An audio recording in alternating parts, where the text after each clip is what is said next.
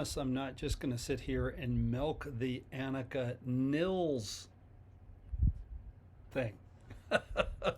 I want to address a couple of things from the last video, from some of the comments that were put up, and I want to say thanks to everybody that watched and for all the great comments, right, on my first video, and I'm gonna start with Nilles. Okay, I called her Anika Niles. I didn't know, like I really didn't know. So, and whoever it was that somebody put up the comment.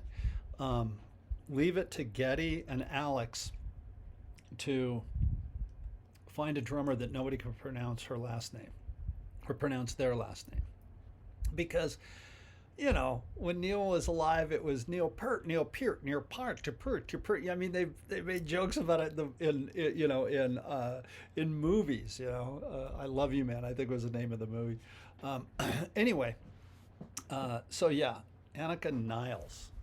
And if I'm pronouncing it, Anika Nilles, if I'm pronouncing it wrong again, please feel free to correct me. I have no problem with that. I have no problem with that whatsoever. But, and thank you for being kind when I said it wrong, because you know how the internet, how on YouTube people can be pretty snarky and, be rather abrupt in their comments. So I appreciate that. And when I answered back, I said, I get by with a little help from my friends, and it's true. I don't claim to know everything about drumming or the music business, right? So I am going to say a couple things here that were kind of addressed in the last one, and I want to throw my 2 cents in on this one. And I'm going to be kind of careful how I word it. Because I don't want any misinformation out there. I'm also going to say that I'm going to put this video on 2 YouTube channels. So if you're seeing it here on Bart Robley on my YouTube channel, or if you're seeing it on Drummers Education Connection, either one is that's me on both of them. You can kind of corroborate some of the stuff that I'm saying by looking at past videos here. One of the things that, a lot that I heard in some of the comments were, well, there was only a few that were kind of like not cool, and I just didn't even address them. People are going to be people, and sometimes people can be, not so cool. And so they said a couple of things, but most, like I would say 98% of the comments, and people were really kind to her and about her playing, and very receptive to the fact that Alex and Geddy they both agreed they didn't want a clone. They cloned Neil. I mean, the criticism I think would even be greater, right? The criticism would have been so bad. They're allowing Anika to be herself. They want her to replicate the parts, of course, which she's doing quite well and crushing it. But they want her to be herself and find her own way within the band. And I think that speaks very highly not only of her, of them, but of her and her abilities, right, to be be in the band and to play at that level. So good on them and good on her. Yeah, just phenomenal stuff. This is what I'm going to touch on, and I'm not going to name drop here because, again, I don't want any misinformation out there, and I don't want anybody to go, well, he said this guy, Bart, said this. So I'm going to word this kind of carefully. I'd mentioned a few other drummers that in the last video where people had said that they thought, that this person or that person would fit in there, and that they could have pulled off the drum parts. There's a lot of people out there that could pull off the drum parts and really have done it justice. And I named a few of them just literally off the top of my head in the last video.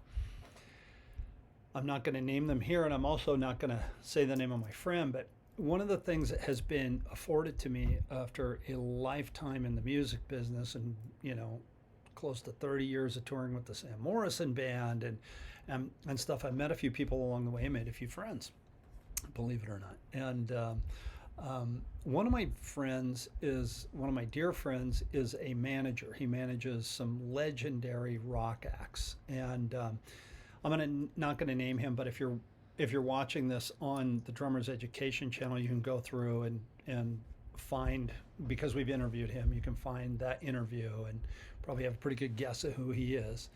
And if you're on my YouTube channel and you see this, well, head over to Deck, and if you're interested and so inclined, go and find the interview, and you'll see who he is. Anyway, and again, he manages like legendary rock acts.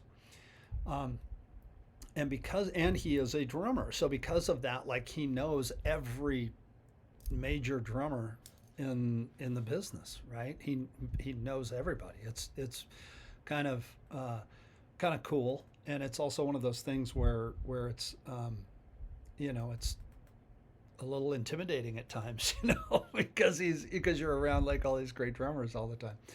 Anyway, it is true that Geddy and Alex never like said, okay, we want to go back out on tour and we are going to audition drummers, right? Can you imagine being there, right? Like if you were, and there's been some famous bands, Dream Theater, Primus, where they were filling a void of drummer, and so they held auditions and they videoed them and they put them on YouTube, and it was kind of a thing, and those are kind of cool to watch.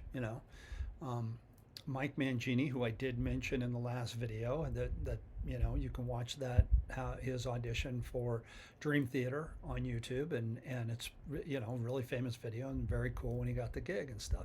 But I can't imagine being a band as legendary and as famous as Rush, with a catalog of songs like that, who had influenced so many drummers, and now you're going to have all these Neil clones come in and try to replicate the parts, and a lot of them would have done it, and how would you pick, and okay, let's play Limelight for the 20th time and hear the drum part again. They didn't want to do that. So I will corroborate through my buddy who is a manager, that from the Jeff Beck tour, Anika, the tech, one of the techs on the Jeff Beck tour, Scully, who was Geddy's longtime tech, said, "Hey, you got to see this girl. She's super pro. She's an incredible player, and she's a pleasure to work with. You guys might want to check her out." And from there, from what I understand, Geddy started watching videos of her, and she got a really, really, really good report card from Scully, saying, I'm talking like I know him, I never met the guy, but that she was the real deal and really easy to work with and total pro and good to go, and you guys should talk to her, because they had kind of been saying that they wanted to go out and play again. And again, I'm sure if I was in their shoes, I wouldn't want to hold a bunch of auditions and try to find somebody to take Neil's place. I want to tell you, so that's from what I understand, and that is on the internet, but I asked my friend, and he corroborated that, yeah, that's kind of the way it went down. Because of the fact that he knows so many drummers, and because he's so in the business, he, there's talk through the grapevine that, hey, Rush might be trying to think about getting a drummer and go out on tour, and he was going to refer a drummer to them who he really believes in and he knows could have done the gig, and this particular drummer could have definitely done the gig. And no, it wasn't Mike Mangini, because I already mentioned him. It wasn't Mike. It was somebody else of that caliber. And yeah, he didn't, I don't even think it was a thing where they could have made a phone call, because when it happened, kind of that fast. And I want to, all of that being said, I want to say this. One of the things that I had said in the past video that I did earlier, last week sometime, I said that arguably Neil was the best in the world at what he did. You know, there was nobody better at being Neil Peart than Neil Peart, right? I mean, he influenced so many drummers. He influenced and Rush has influenced so many prog rock bands. You know, we already mentioned Primus and Dream Theater. I mean, or I did.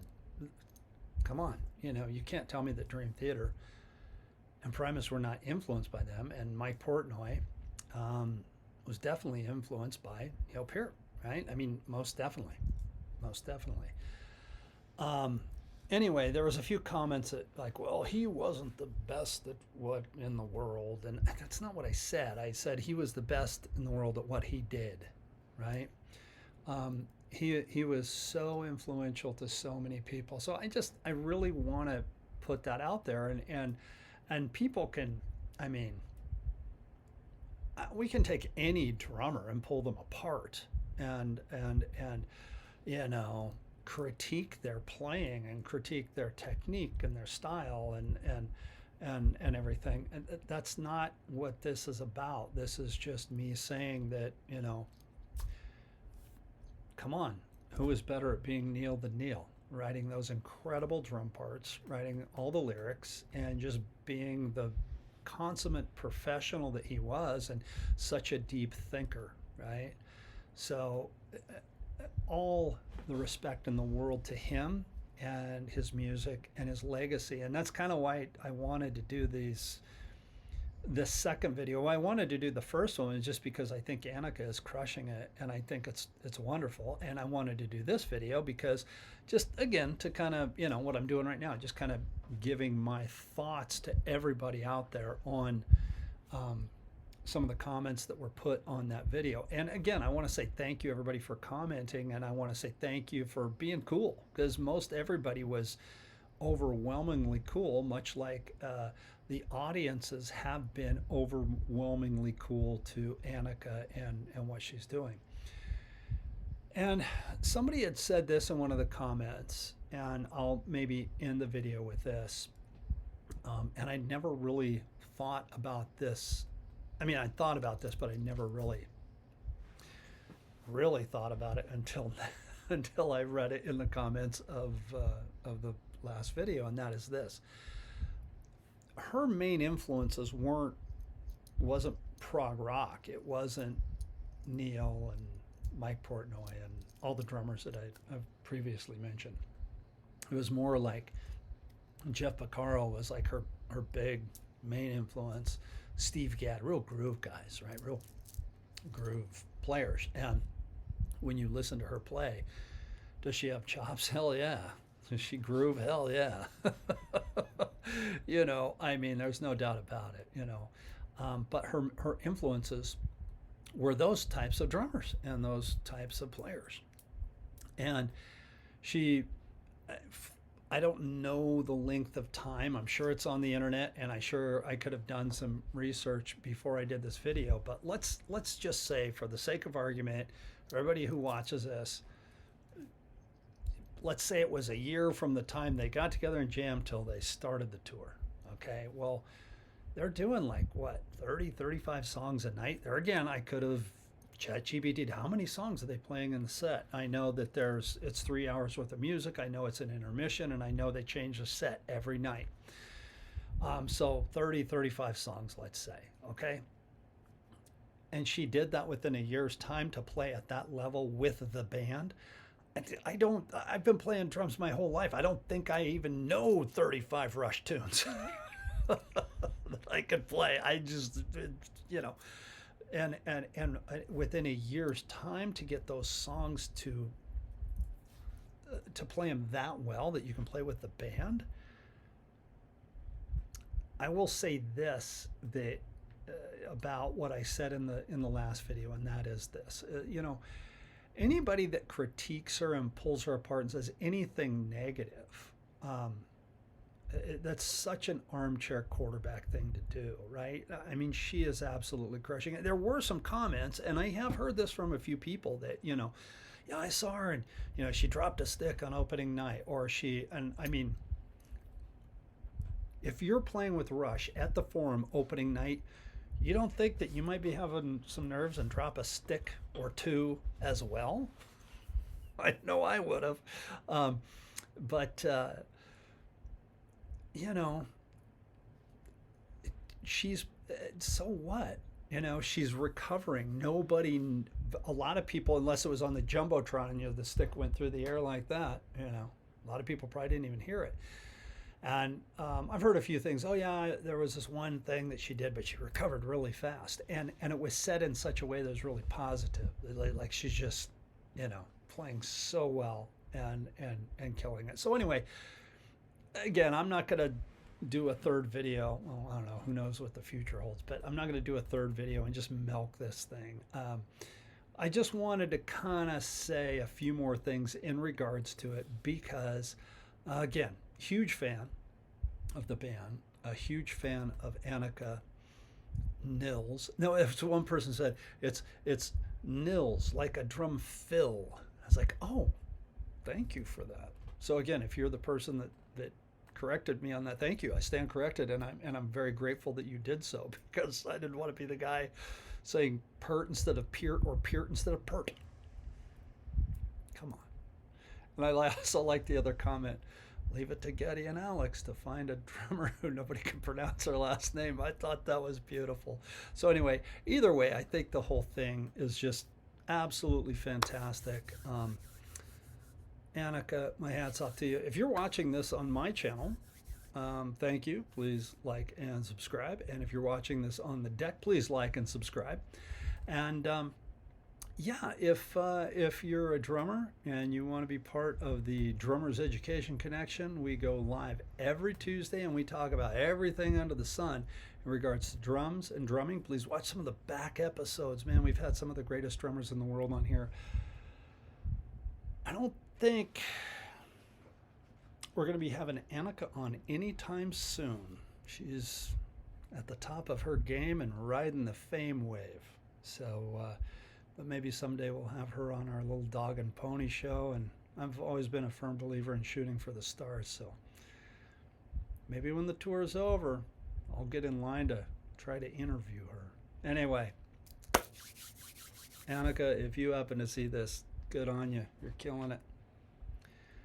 If you watch this, thank you. If you watch the last one, thank you. Please like and subscribe. See you in the next video.